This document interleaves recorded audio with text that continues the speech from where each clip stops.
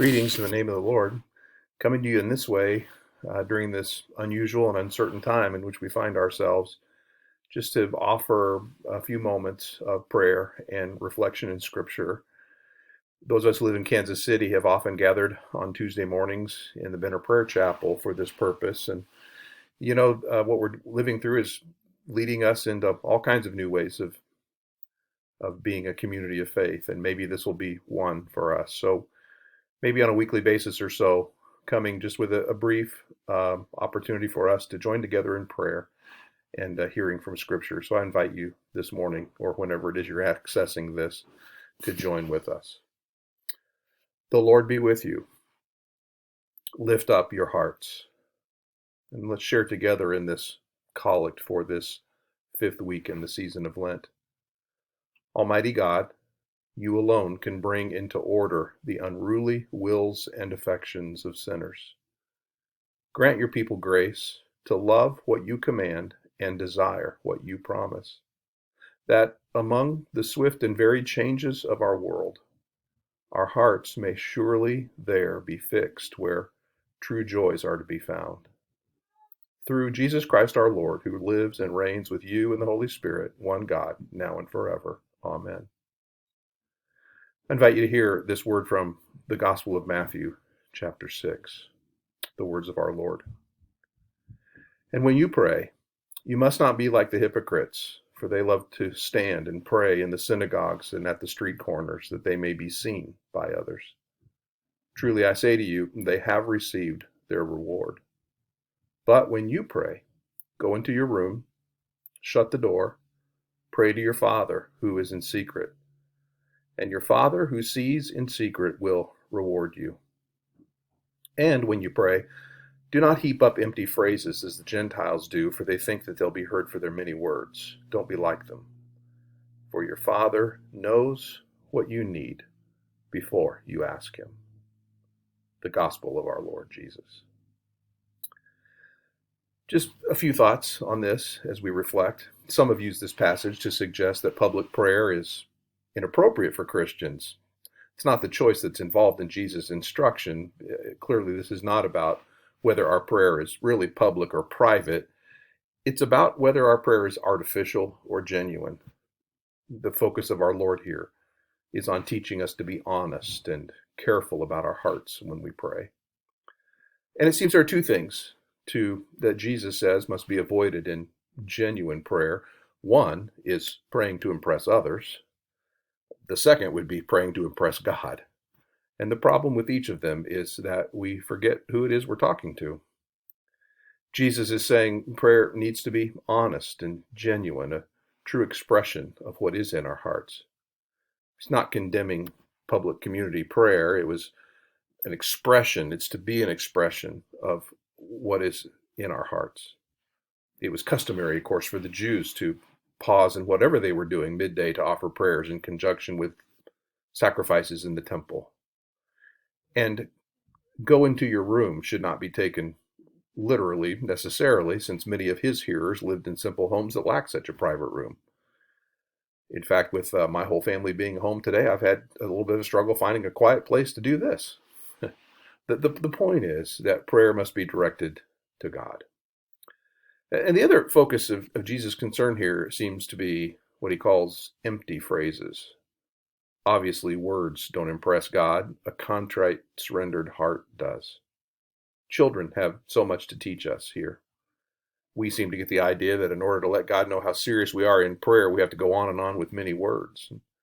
I love the faith of children who, when concerned for someone, would simply pray, "Lord, please be with my friend."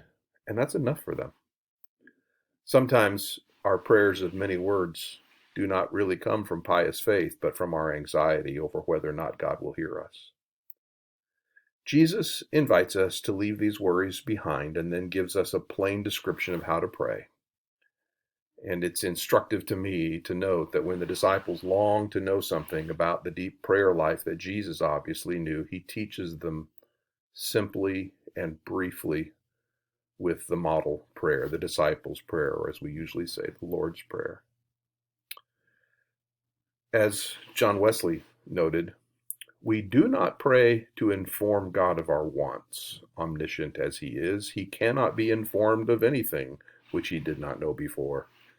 And he is always willing to relieve our needs. The chief thing lacking is a suitable disposition on our part to receive his grace and blessing.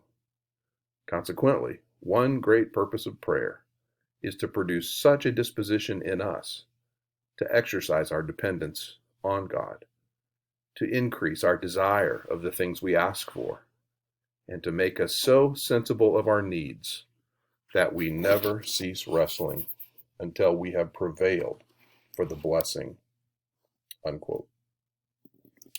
Well, I'd like to invite us to move into a prayer together that you'll see, I think, on the screen here. And it's a prayer that seems especially appropriate for the time in which we find ourselves. And I invite you not only to listen as I articulate it, as you read it, but truly to join me in this moment in prayer. Keep us, good Lord, under the shadow of your mercy. In this time of uncertainty and distress, sustain and support the anxious and fearful, and lift up all who are brought low, that we may rejoice in your comfort, knowing that nothing can separate us from your love in Christ Jesus our Lord. Amen. Lord Jesus Christ, you taught us to love our neighbor and to care for those in need as if we were caring for you. In this time of anxiety, give us strength to comfort the fearful, tend the sick, and to assure the isolated of our love, your love, for your name's sake. Amen. God of compassion, be close to those who are ill, afraid, in isolation. In their loneliness, be their consolation. In their anxiety, be their hope. In their darkness, be their light. Through him who suffered alone on the cross, but reigns with you in glory, Jesus Christ our Lord. Amen. For those who are ill, merciful God, we entrust to your tender care those who are ill or in pain, knowing that whenever danger threatens, your everlasting arms are there to hold them safe. Comfort and heal them, and restore them to health and strength. Through Jesus Christ our Lord. Amen. Gracious God, give skill and sympathy and resilience to all who are caring for the sick, and your wisdom to those searching for a cure. Strengthen them with your Spirit, that through their work many will be restored to health. Through Jesus Christ our Lord. Amen. We are not people of fear. We are people of courage. We are not people who protect our own safety. We are people who protect our neighbor's safety. We are not people of greed. We are people of generosity. We're your people, God, giving and loving wherever we are, whatever it costs.